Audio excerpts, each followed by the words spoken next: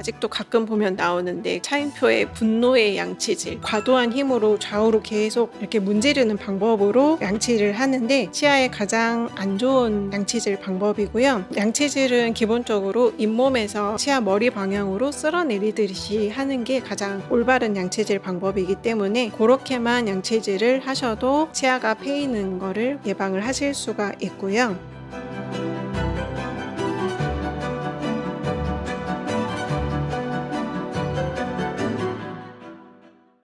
안녕하세요. 서울클래식치과 대표원장 윤영경입니다. 오늘은 치아 패임과 관련하여서 궁금해하시는 사항들에 대하여 답변을 준비해 보았습니다. 첫 번째는요, 요즘 치아가 패인 것처럼 보여서 걱정인데요. 치아 패임, 즉 치경부 마모증이 정확히 어떤 상태인지, 그리고 왜 생기고 어떤 증상이 있는지 간단하게 설명해 주실 수 있을까요? 치경부라는 거는 치아의 머리 부분이랑 뿌리 부분이 이어지는 경계부를 얘기를 하는 건데, 이 부분이 마모로 인해서 주로 V 모양으로 패여 있는 거를 치경부 마모증이라고 얘기를 하고요. 보통은 힘에 의해서 생긴다고 보시면 되는데, 흔한 원인은 첫 번째로는 잘못된 양치질 습관, 그리고 두 번째로는 어떤 씹는 힘에 의해서도 생길 수가 있습니다. 치아 패임의 정도와 증상이 항상 비례하지는 않거든요. 오히려 마모가 일어나기 시작하는 그 시기에 환자분들이 많이 싫어하시는 편이기는 하고, 오히려 더 진행이 되면은 증상이 별로 없으신 경우도 많이 있기는 하는데, 가장 흔하게 나타날 수 있는 증상은 시린 증상을 설명드릴 수 있습니다.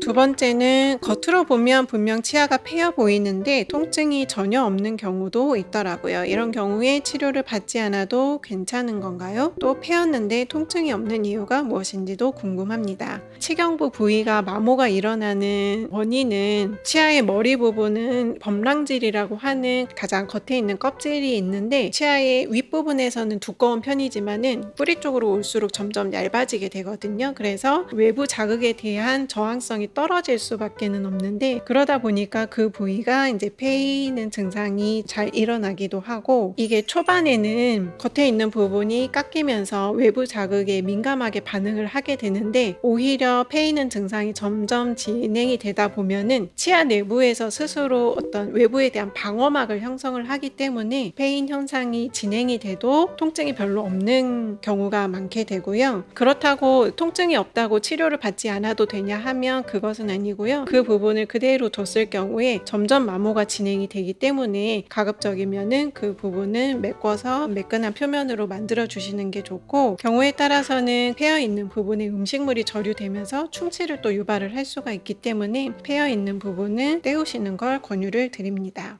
자, 세 번째 질문은요. 치아가 패여서 치과에 방문하면 어떤 치료들을 받을 수 있는지 알고 싶어요. 방법이 여러 가지라고 들었는데 그 중에서 또 잇몸 성형술이라는 치료는 어떤 상황에서 하는 것인지도 설명 부탁드립니다.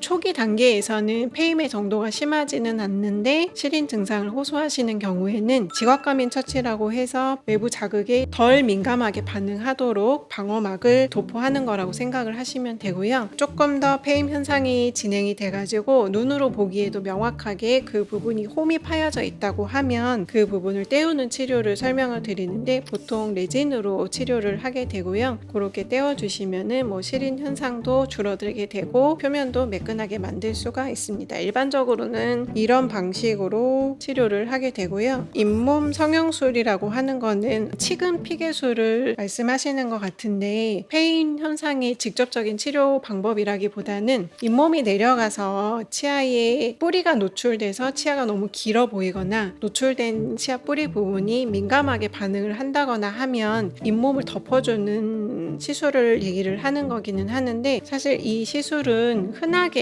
행해지는 시술은 아니기는 하고요. 그리고 잇몸을 덮어줬다고 해서 그 부분이 생착이 완전히 되는 거는 아니기 때문에 일반적으로 하는 시술은 아니기는 합니다.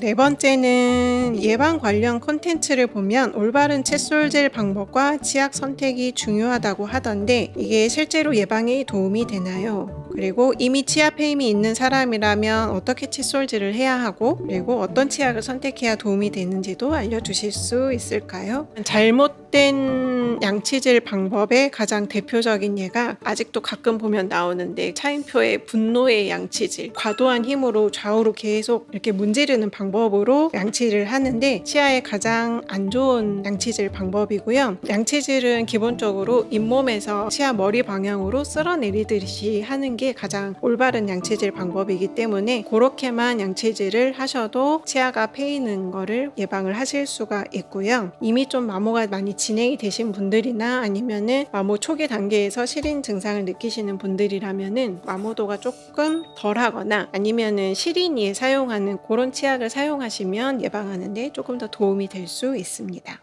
마지막 질문인데요. 치과에 자주 오시는 분들은 초기에 관리가 잘 될 것 같은데 치아 페임을 오랫동안 방치하면 문제가 되나요? 또는 심한 경우에는 어떻게 되는지 알려주세요. 치아의 옆면이 패이기 시작하는데 그 부분을 떼어주지 않고 계속 방치했을 경우에 심하면은 치아 내부에 있는 신경이 노출이 되는 경우가 있고요. 그 부분이 노출이 되다 보면은 그 부분으로 이제 세균이 침투하거나 또는 음식물이 끼이면서 신경의 염증 을 일으켜서 신경치료를 하고 이를 씌워야 되는 단계까지 넘어갈 수 있기 때문에 그 단계로 넘어가기 전에 치료를 해주시는 게 좋고, 아주 심한 경우에는 옆부분이 계속 패이다가 치아가 잘못해서 파절이 되는 경우도 발생을 할 수가 있기 때문에 심해지기 전에 치료를 받으시는 걸 권유를 드립니다.